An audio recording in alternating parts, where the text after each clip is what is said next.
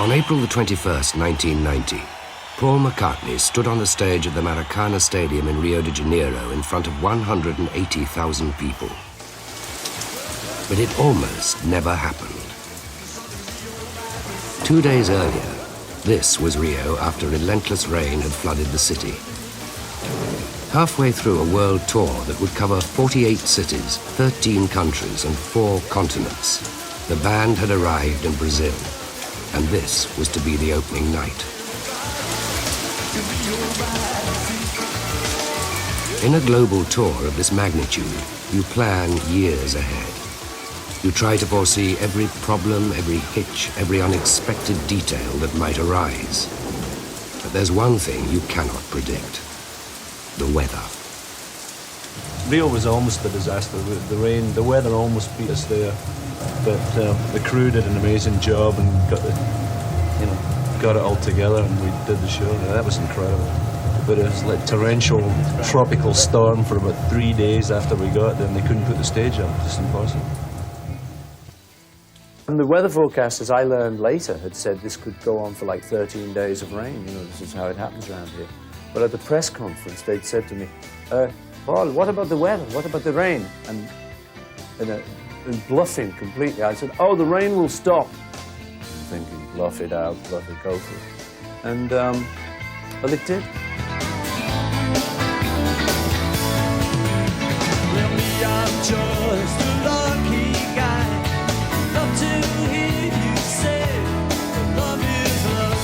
I know it may be blind. Love is here to stay, and that's enough to make you mine, girl. Be the only one. Love me on the dime, little girl. We'll go on and on. Someday when we're dreaming, deep in love, not a lot to say. Then I will remember things we said today. Things we said today, little girl. Things we said today. Things we said today, little girl. Things we said today.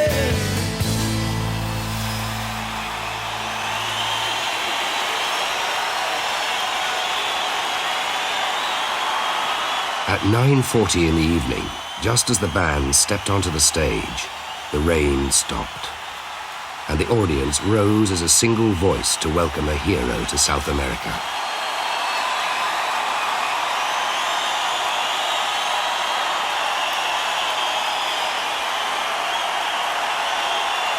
It was the biggest stadium attendance in history, an official world record.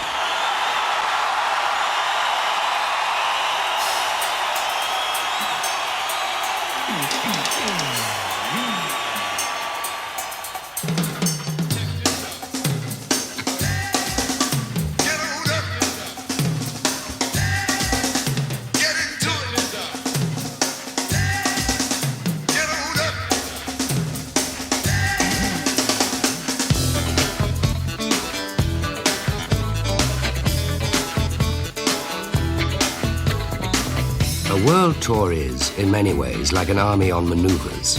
There are officers and men. Officers to organize, plan, coordinate, give orders. And the men, trained men to fulfill those orders. And like an army, everything that is essential is brought with them, from country to country, city to city. Not only food and equipment, but the stage set itself. 240 feet wide, 100 feet high, transported in 17 trucks. Coming up like a flower, coming up, I say.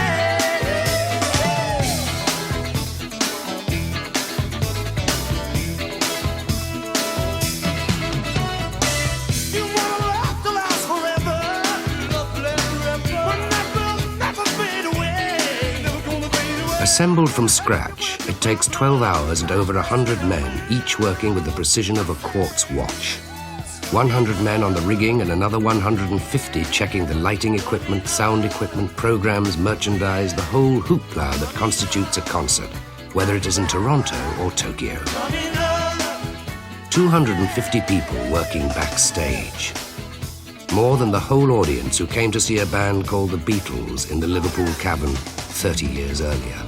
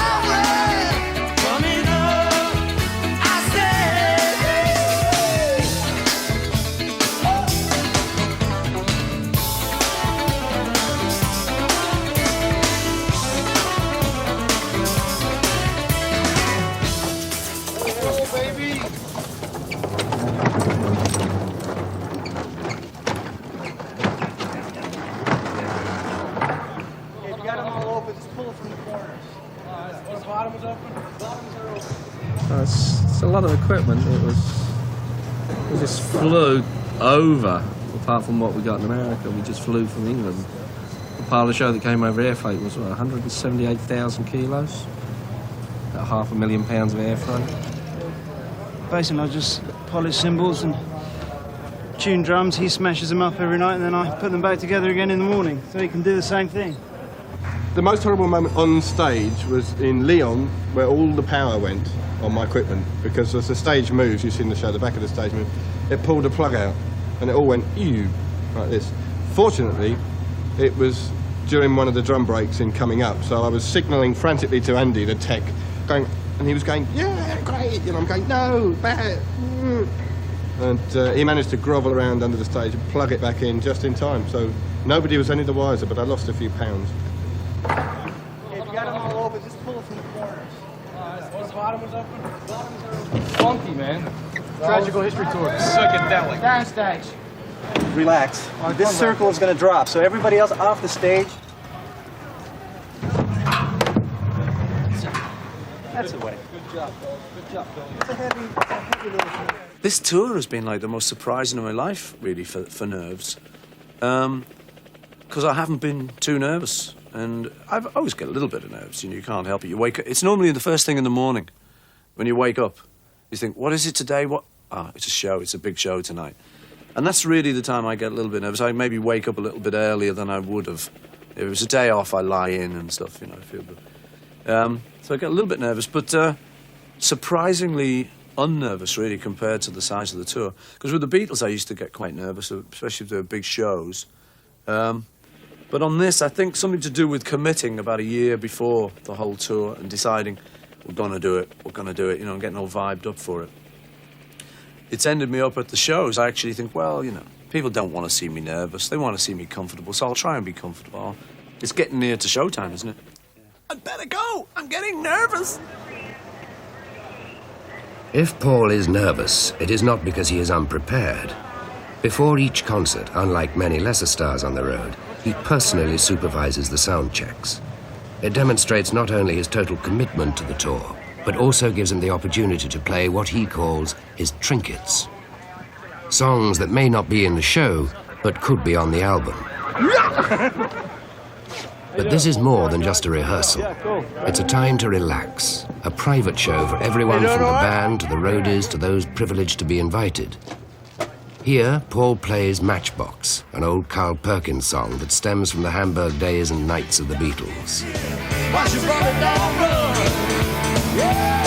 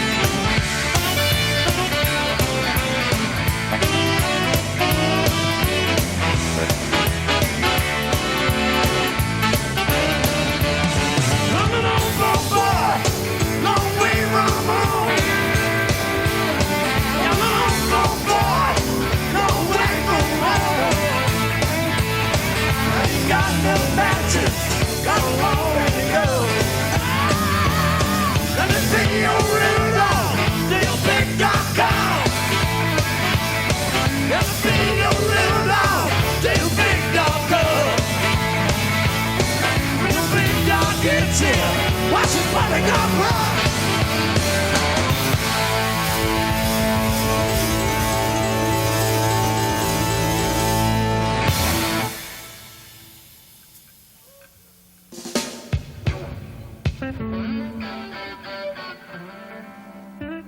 What's sometimes forgotten is that Paul is first and foremost a rock and roll man. When auditioning for John Lennon in a band called the Quarrymen, Paul played 20 Flight Rock and got the job.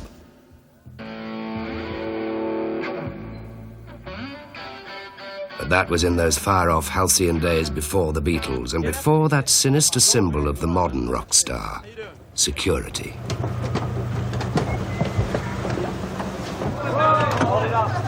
Hold it up. Oh, come on, we wouldn't leave him out. Oh, no. 7 people are on security with Paul McCartney, and they're on it all the time. Local security, we have a list of 365 that'll be on duty here tonight. And we have your night shift security, which could be 20, 30 people just on a night shift. You calm down. This pass, access all areas, can go everywhere. It can escort people anywhere. I'll let you drive. Come on, we're up. Man's mad. This one what we use is called a secondary laminate. We use this laminate for people like management, stadium management and that. They can go anywhere in the place apart from on stage and inside Paul's dressing room area. I mean, the whole idea of the dressing rooms is so that they're comfortable and homely and relaxing. So, I mean, each one's going to be totally different. You know, you're working on what you're given. I just do it the way I feel it should be done, which is nice and cosy and comfortable, so that when they come in, they're going to be relaxed in the dressing room. I don't know what it said, domesticity is the artist's greatest enemy. I think it's a low Rob Codswell, that person there. I actually quite like it. If security is one of the crosses that fame has to bear, so is the eternal request to be seen with the famous. Paul, by nature, is a private man, a family man. But a tour isn't private, even if the family is there. There are always people who seek his time. In Philadelphia, it is the mayor. However, sometimes such encounters can be mutually beneficial. Hi there. I'm pleased to meet you, Velma. You know what it was? We got some bangs in Live and Let Die. We just do 2 show bangs. And last time we came here in 1976, we were able to do this. Now, strictly speaking, the fire marshal have explained to us that, you know, the ordnance system, they're quite right, that there is like a restriction on this. But I was asking him maybe if we could relax it and, you know, get all the fire exits. It's really safe. We've been all around the world, done it like 80 times. And this is going to be the only time we won't be able to do these 2 little bangs. You don't have a problem with that, do you? Well, they don't, but they're not. They haven't got the authority. Who has the authority? You. In a word, you. Hey, save the day. The mayor saved the day for the citizens. Great. I want to present you with this limited bell with the key to the city. That's beautiful. And to your name and everything here. Well, thank you very much. And I like the fact that you're a vegetarian. You do? Yes. I like this guy. Yeah. I like him already. Yeah. Yeah. Good man. Good man. Yeah. Well, great. I like that. We need more people like you. Yeah, I like that. Well, keep that weight off. Yeah, that's it. Keep healthy. Keep healthy. Keep make good. You feel good. Look for the. Yeah. Hey, we could run together. I never used to like the idea of politics and music. When we were with the Beatles, we used to keep away from that because it always seemed intrusive. It seemed that our job was to entertain, the politician's job was to be political. And somewhere in the middle, there were kind of grown-ups who were aware of things like Suez and stuff like this that I think being so young, we weren't really interested. You see that? It's great. Okay. And we solved the problem. I think that was brilliant. Instant politics. Looking at the stuff that I sing on stage, there is an overall politics to what I do. I try to still make it not overtly political, people, power, you know, and not do a big sort of stand up and preach thing. But I think, you know, when you do stuff like Let It Be, there's a message, like in Fool on the Hill. And a lot of my stuff has got this kind of very simple little message, really, of, you know, I'm basically saying, let's try and get it right. On this tour we're doing around the world, we're sponsoring a group called the Friends of the Earth. That's They go, amigos to terra. All right. So the idea is, if you get a chance to vote, you just tell your politicians you want to live in a clean world. You tell them. And you say that, I told you, salvin u planeta. A lot of us, and I think in a way it's the majority of people, have had this feeling for a long time now, certainly since the 60s, that maybe there is a better way, you know. That was the thing with the Friends of the Earth, was that Linda and I thought, well, either we can just do the tour and have done another tour, or we can make it mean something. So we decided to support the Friends of the Earth. On this tour, it's catered vegetarian. Linda and I, for 20 years, have been vegetarians. And it really is only just because we're animal lovers. It's nothing to do with health, as far as we're concerned. We're destroying the world, us humans. And it's really trying to appeal to people to say, recycle, don't eat meat, because they're cutting down the trees to fatten cows, and sort of clean up your act. Take more appreciation. People think vegetarians are cranky. They think, what do I eat? Well, I've done a cookbook that's coming out. It's been a bestseller in England, and it's coming over here. And I call it a non-cranky vegetarian cookbook. It actually tastes good, some of this stuff in the kitchen. And the crew, you know, we had trouble with them at the beginning. They're saying, oh, I gotta have my steak, man. You know, I'm a rigger. I gotta have this stuff. I'm a big guy. And I pointed out to him, I said, well, you know, the biggest, most pumped up animal in the animal kingdom is like a male gorilla. He eats leaves. You tell me how he does it. I don't know how he gets so pumped up. He's not on steroids. So, you know, there must be something to it. Nowadays, I'm so used to the show that we can literally sort of jump off the bus and go on stage, you know. Off to Everest! There's one little thing we do with the band, which we call a whoopsie. I've no idea why we call it that, because it actually means something completely different in real language. But we just go into a huddle just before we go on. We just get down in a huddle and sort of go, ooh, ah! And we do a bit of that. Sorry, Lamb. It's just a little good luck thing that we do, and gets us vibed up, you know. I'm ready, let me on, I'm gone. We do a bit of that.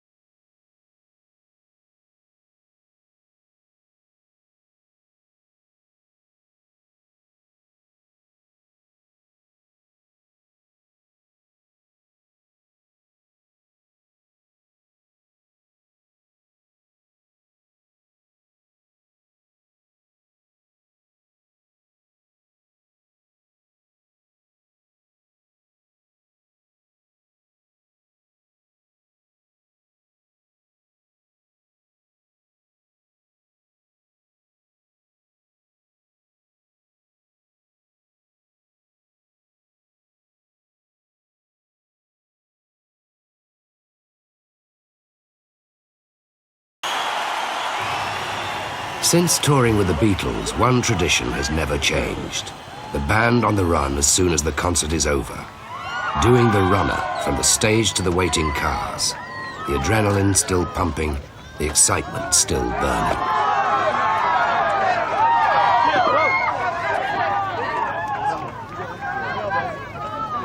See you guys! See ya!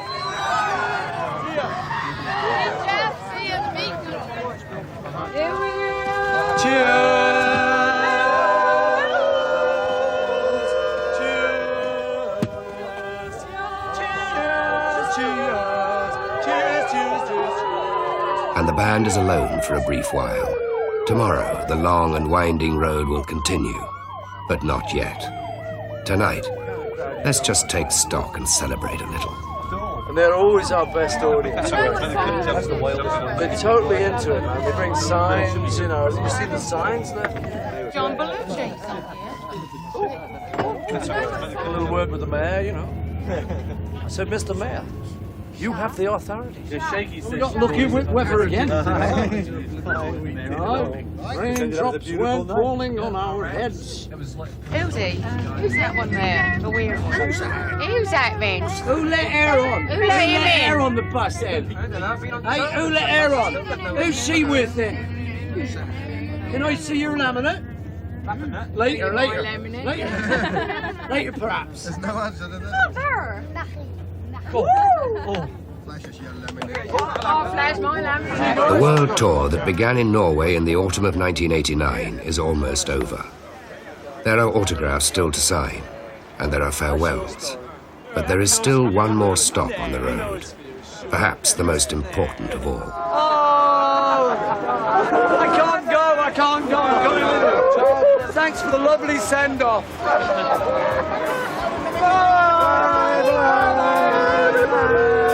I'm so sad to see you go. Have a nice 2 days. Bye. Paul McCartney is getting back. He is going home to Liverpool. Don't forget, Paul arrives at Liverpool Airport at 1:30 this afternoon. He's off to the King's Dock for a sound check at 2:30. There's a major press conference at 5:30. The show with the specially built King's Dock site costing more than £1 million to stage. From there, Mark Alderton reports. Despite the slight rain, there's been a steady stream of people to the dock since early this morning. Inside the arena, roadies and technical crew are putting the final touches to the stage. Meanwhile, the former Beatle is expected to arrive at Liverpool Airport in about half an hour. Mark Alderton, Radio City News. On Midsummer Day 1990, the Paul McCartney World Tour arrived in his hometown of Liverpool. After 102 concerts before 2 million people, the band had taken a 2-month break. But now they were back, and this concert was going to be the big one. Bigger even than Rio, because this was Paul's city. This is where it all began. However, for technical and personal reasons, he needed a preliminary show. He chose Glasgow.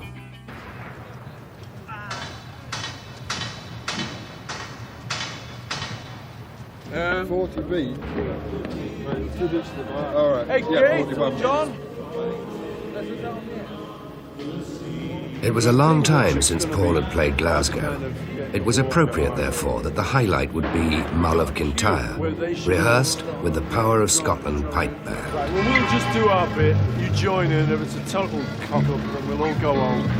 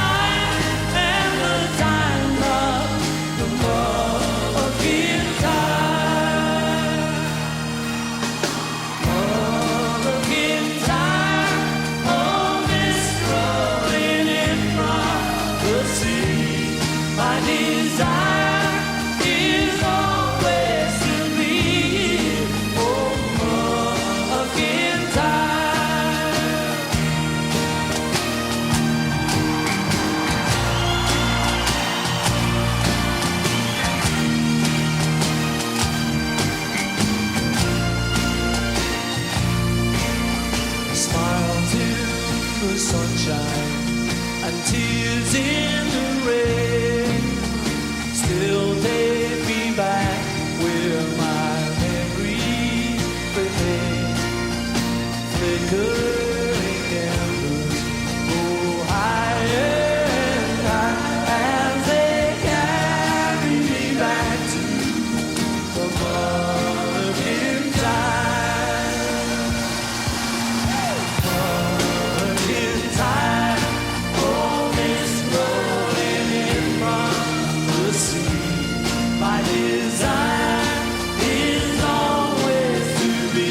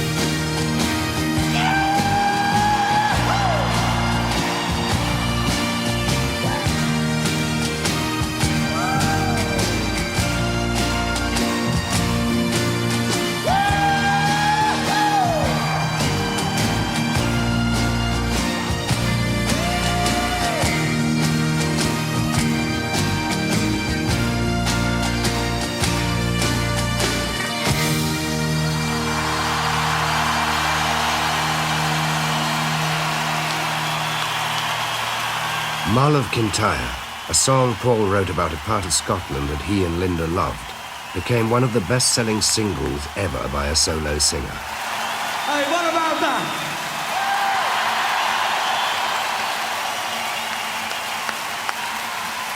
The Pound of Scotland Pipe Band. Hello, gang. How you doing? All right? I saw you rocking. I saw you in there. I saw you popping. We come to have a picky. You want to do a picky? A cynic might say that a world tour is about money and publicity. To a degree, the cynic might be right. But what a cynic doesn't see is that the 100-page program was distributed free. What he doesn't see is what is personal to Paul and Linda, what comes from the heart. In Glasgow, most of the money went to charity, to the York Hill Children's Trust for Sick Children, to the Scottish Women's Aid for battered wives, to the Simon Community for the homeless and the destitute, and to children like these, the innocent victims. As Paul said, it's just my way of giving a little back. You're welcome. What do we say, Linda? You're welcome. Going back to Liverpool with the band was like exciting for me. Because we were going to do a little show in Liverpool. We're taking this big show everywhere, Japan, Rio, everywhere. And we were going to go to Liverpool and do a little piddling little sort of, sorry, you only deserve half the show, you know. And I thought, can't do that, you know. So we had to hold out till we found a really good, exciting venue. And I happened to be driving past this big empty building site near the River Mersey. And so I asked the promoter, I said, will you have a look and see if there's a venue there? So suddenly it became a big show. Liverpool is an old city, a gateway to the West and one of the largest ports in the world. It's a tough city, a working-class city, but it's also a proud and generous city. Liverpool deserved the best he had to offer. If there was no venue big enough for the massive crowd, he would have to build one himself. He found the site on the King's Dock and built an arena that rose from the Mersey like a third cathedral. When I was a kid in Liverpool, they had sort of street markets, you know, with blokes selling sets of crockery. And, you know, they'd start you off, £10, the lot, £10. I'm not asking £10, I'm not even asking £6, I'm not even asking £3. £1, you got it. It was all of that kind of street market thing, which has been replaced now, like most cities, with sort of inner city precincts and walkways and all of that. It's lost a lot of the character, you know, but so's everywhere. It's progress, isn't it? But there used to be places, like there was a place called the Dockers Umbrella, down by, near where we played, down by the docks. There was an overhead railway. And the dockers, when it was raining, used to go to work and we used to walk under that. Hence, it was called the Dockers Umbrella. When we started playing with the Beatles, we were doing gigs for kind of things like all the Coca-Cola you could drink, you know, a little bit different from today. And when you're playing that, you really feel you've got to be good. You've got to get an edge over the other bands. You've got to find what it is that's different about you. And you've got to struggle, you've got to play long and hard. And the man from the record company isn't going to come up to you and say, well, look, boys, you need amplifiers, I'll give you an advance. That started much later, you know. We had to buy the amps ourselves, so, you know, you really had to take good care of them. But I think a tough environment has helped a lot of bands. You've got a lot of good bands come out of Liverpool, Glasgow, Newcastle. All these working towns often do spawn a lot of good talent, really. But the main thing about Liverpool that never changes is the people. No matter what they go through, you know, there's still that little twinkle. The last time Paul played Liverpool was 11 years earlier during the Wings tour. 30 years ago, the Beatles were formed as a band. It is now 1990. Unlike Rio, the sun is shining. But the memories are still here and won't go away. They are your memories as well as mine. And yet many of those who will attend the concert tonight were not born when Sgt. Pepper changed musical history. But in a few hours' time, 100,000 people will stand in this empty arena between the sea and the Mersey and listen to a man who has come back to his roots.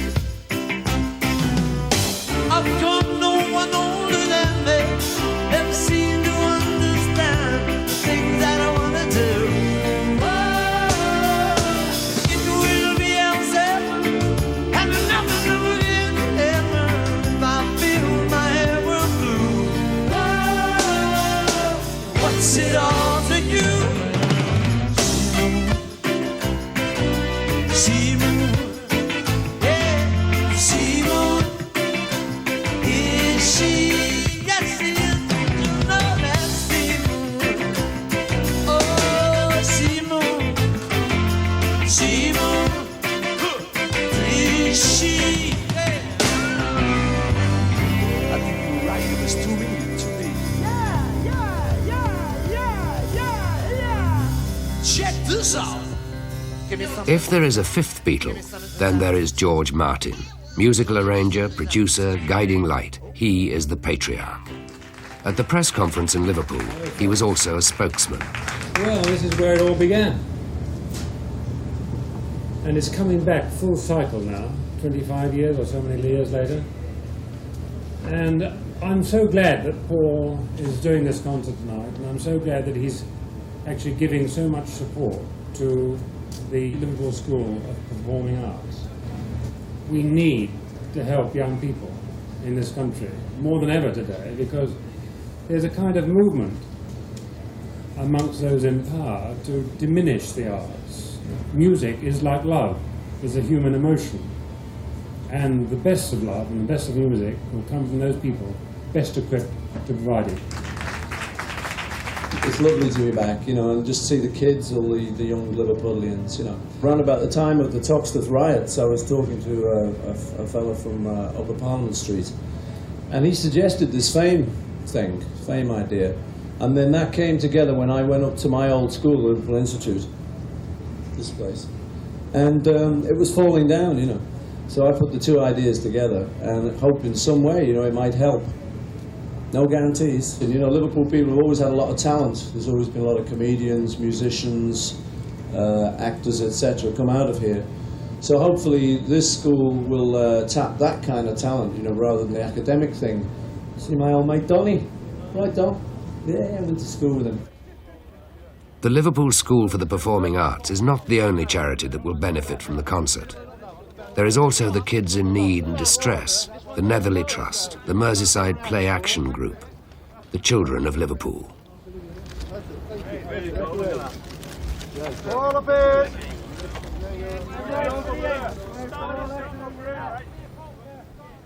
Best thing is audiences.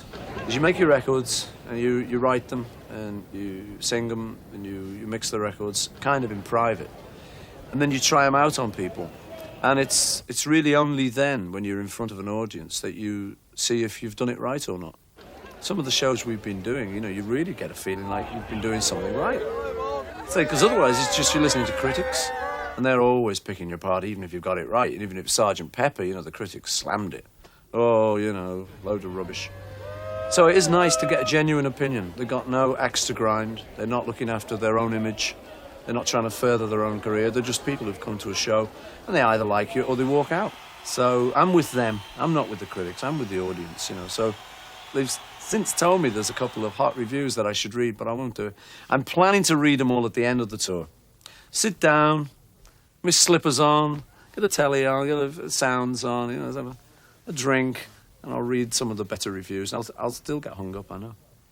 Well, this being John's 50th year, he would have been 50. I wanted to do something coming out on tour, you know, I wanted to recognise the fact. So much gets said about me, John, you know, and we had Barneys, we had plenty of Barneys. So I liked the idea of just putting a bit of that to rest and doing something that was real, which was like playing a small tribute to him, you know. So I just thought, well, what are a few songs of John's that I like and that I think are really John? And the first three that came to mind were Strawberry Fields, which is very John. And it reminds me of when we recorded it and everything, and all of that was very John. It was very typical of him. A lot of good memories of that.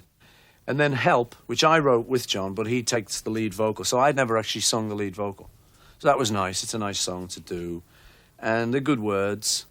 And then Give Peace a Chance had to be there, because to me that's sort of one of John's big statements, really, in the world.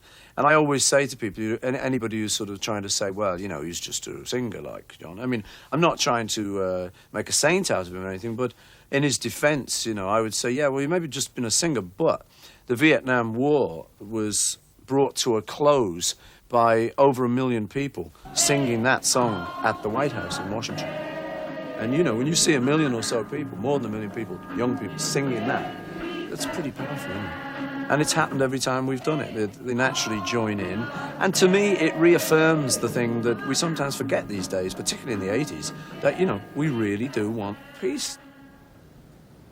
Liverpool was incredible because, you know, they're my people. These are some of them are people I grew up with. I mean, half of them are my family. So it's very special, you know, to go home, and there we were on a beautiful evening in the summer on the banks of the Mersey with these people buzzing away. That was a very special memory for me.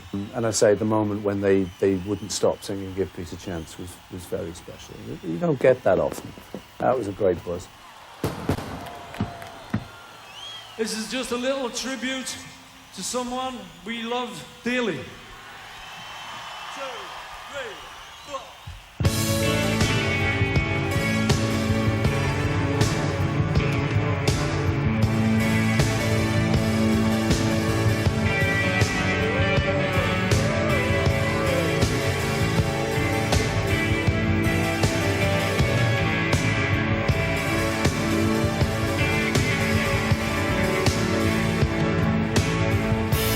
Let me take you down, 'cause I'm going to Strawberry Field.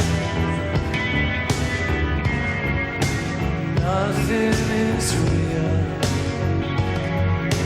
nothing to get hung about. Strawberry Fields forever. Living is easy with eyes closed.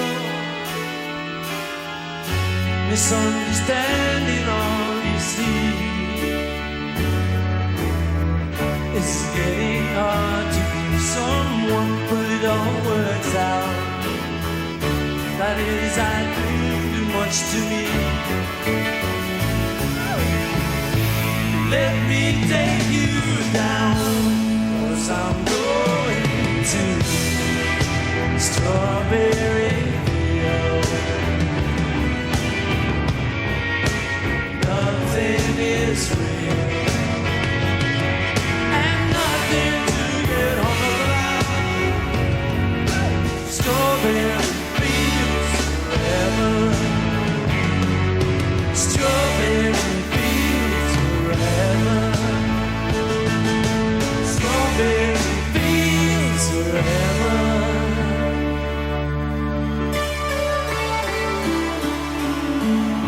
When I was younger, so much younger than today, never needed anybody's help in any way. But now I'm older and I'm not so self-assured. Now I'm finally changed my mind, I've opened up the door. Help me again, I'm feeling down, and I do appreciate you being around. Help me get my feet back on the ground. Won't you please tell me, are we ourselves?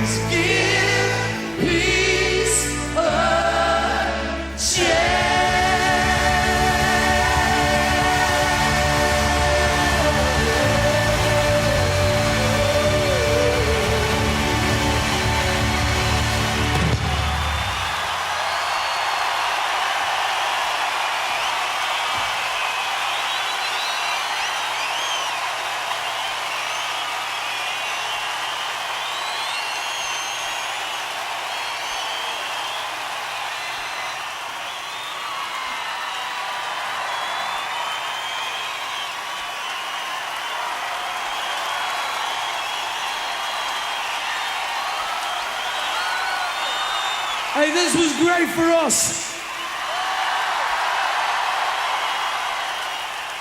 The concert is over. See you next time. It ends with a tribute from one friend to another. In a few hours, Paul McCartney will leave Liverpool. But it will never leave him.